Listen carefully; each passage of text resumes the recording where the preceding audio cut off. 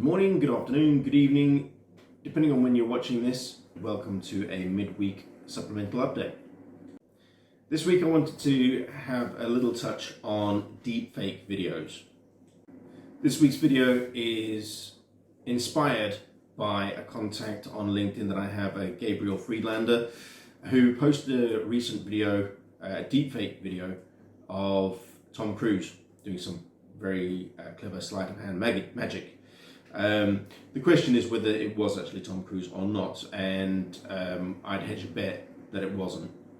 It's very interesting to see if there's any elements of it that you can pick out as being fake. Personally, I thought the hands were wrong. Could be completely wrong. Just looked a little bit differently tanned to me. But have a look at it and let me know your opinion. Deepfake videos and audio content are now becoming a real issue in the industry. Not only are we spreading fake news, but also sending bad messages by good people to the public. Don't get me wrong, there are good uses for deepfake videos. Recently, an advertising agency was commissioned to create a video of a young man who'd been in a stabbing attack, unfortunately passed away in London, and they used his likeness and rendered it through the technology to create an awareness campaign. The campaign was aimed at giving the message of somebody who's been in that situation back to the youth of today, to say, don't go around carrying knives, don't get involved in gang cultures and all that kind of stuff. So it's a really good message coming from the heart and the right place. Unfortunately, deepfake videos are used again to propagate fake news and bad messages on social media, which is obviously where most people are getting their news feeds from. There were always telltale signs within deepfake videos that they weren't real, whether it was pixelation, non-syncing of mouth to voice, or just dead eyes, basically no emotion to the individual on screen.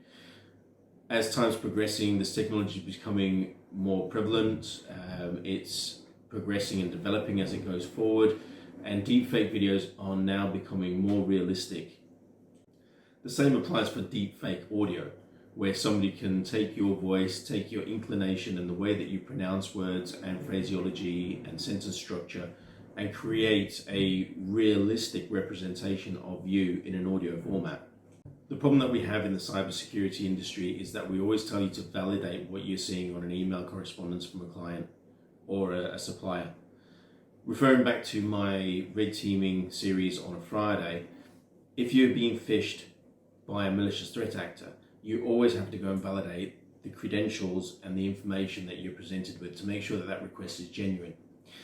If in the case that the malicious threat actor can somehow intercept the communication between you and the supplier, provide you with an email with a spurious phone number on it, and you phone that number rather than checking the contact details from your CRM before dialing out, they can quite easily manipulate either a deepfake video for the likes of Teams or Skype or Zoom, or a deepfake audio, which again would have the individual's voice and mimic them, giving you the confidence that the information that you've been presented was valid. I think it's certainly going to be a problem going forward. It's definitely not going to go away. And how we actually validate the legitimacy of information being presented to us and the legitimacy of the person that you're seeing in front of you going forward is going to become more and more of a struggle.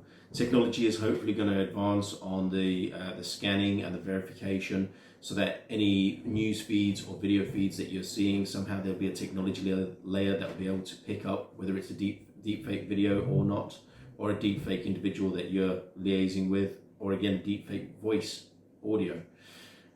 We only hope that that is the case, and going forward, it's just, I suppose, a case of being ultimately vigilant about what it is that you're seeing in front of you. Are you expecting that email? Are you expecting that message? Does this sound like the right kind of message that that individual would be sending you? And validating from your own perspective. If it sounds a bit fishy, if it looks a bit fishy, it's probably fishy, and therefore don't reply to the email.